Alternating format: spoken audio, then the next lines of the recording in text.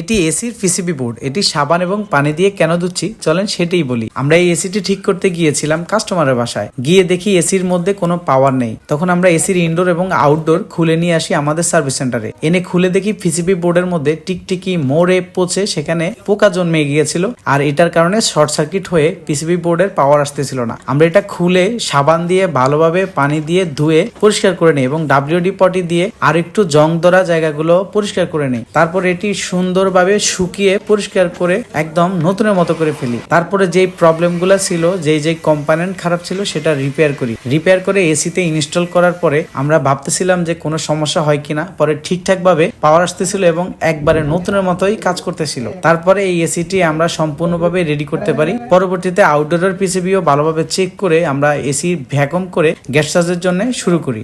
যেহেতু এটি ইনভার্টারের এসি, এটি খুব ধীরে সুস্থে সাবধানে গ্যাস চার্জ করতে হয়। এটি অনেক সময় নিয়ে কাজ করতে হয় যেন এসির পারফরমেন্স অনেক ভালো আসে। আর এই কাজটি আমরা সম্পূর্ণ করতে পেরে খুবই আনন্দিত, কারণ এসির পিসিবি বোর্ড যে ধোয়া যায় কিংবা পানি দিয়ে ওয়াশ করলে কোনো ক্ষতি হয় না, এটি আমরা এই ভিডিওতে দেখানোর চেষ্টা করেছি। আপনার যে কোনো এসির যে কোনো সমস্যার জন্য যোগাযোগ করতে পারেন আমাদের স্ক্রিনে দেখানো নাম্বারে। ধন্যবাদ সবাইকে।